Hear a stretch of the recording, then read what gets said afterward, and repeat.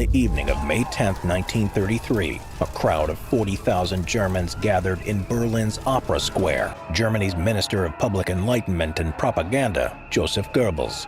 Germany's universities had long been a hotbed of socialism, and students had decided that one way to demonstrate their support for the Nazi regime was through public burning of blacklisted works, or those whose authors were considered unsavory by the state.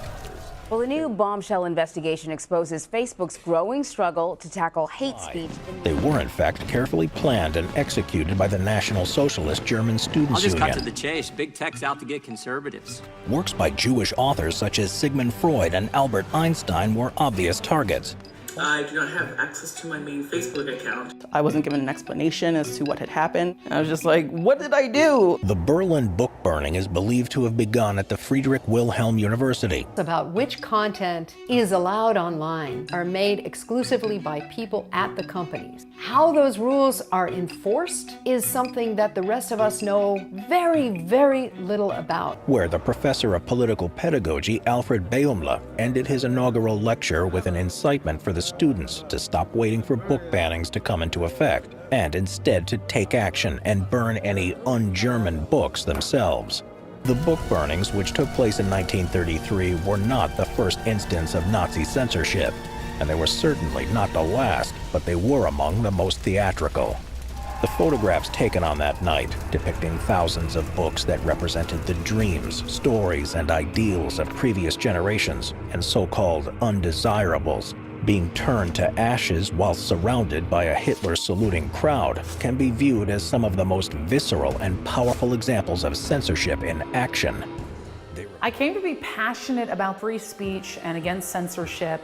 And as an out conservative, it's even more important because certain people may not like my political beliefs.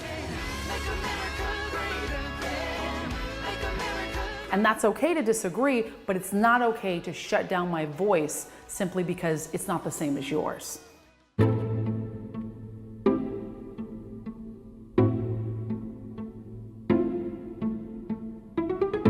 Back in 2017, around July or August, I had released my Make America Great Again music video on YouTube, and within a few hours, it got taken down by YouTube.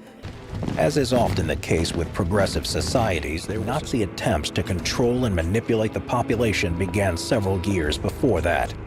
It's a collusion between the Democrats and the media and social media. In the late 1920s, the National Socialist Society for German Culture, later known as the Militant League for German Culture, or KFDK, was formed, a Nazi ideologue who planned on using his organization as a means to impose the core tenets of socialism on German culture. Some Republicans are now accusing companies like Twitter and Facebook of targeting conservatives. I am being discriminated against by social media networks who are censoring my conservative columns. I'll just cut to the chase. Big tech's out to get conservatives. We hear that there is an anti-conservative bias. This he did while simultaneously issuing racial and political decrees. He also created a mandatory list of national literature, which had to be carried by all libraries, leading advocate of Germany's eugenics campaign. In an effort to quickly and efficiently consolidate their power, the Nazi Party infamously established the Ministry for Propaganda and Public Enlightenment.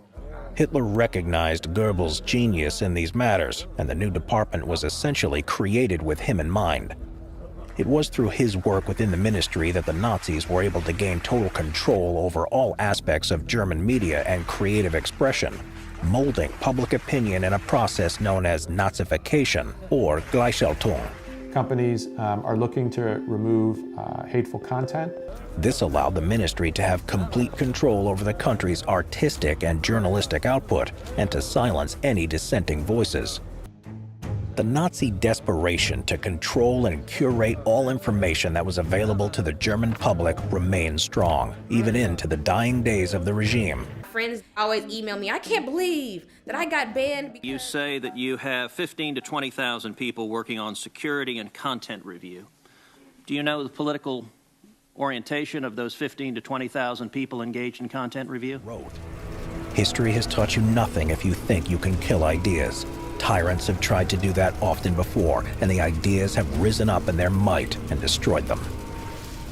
It's interesting to note that the first time the word Holocaust, which literally means a burnt offering, was used in connection with the Nazis was in relation to the book burnings. This is particularly poignant when considering the words of 19th century German Jewish writer Heinrich Heine, who wrote, "Where they burn books, they will also ultimately burn people." That when we talk about free speech, we often misunderstand it. All of us often talk about it in the context of the First Amendment. That's just not true. Therefore, today I'm signing an executive order to protect and uphold the free speech and rights of the American people.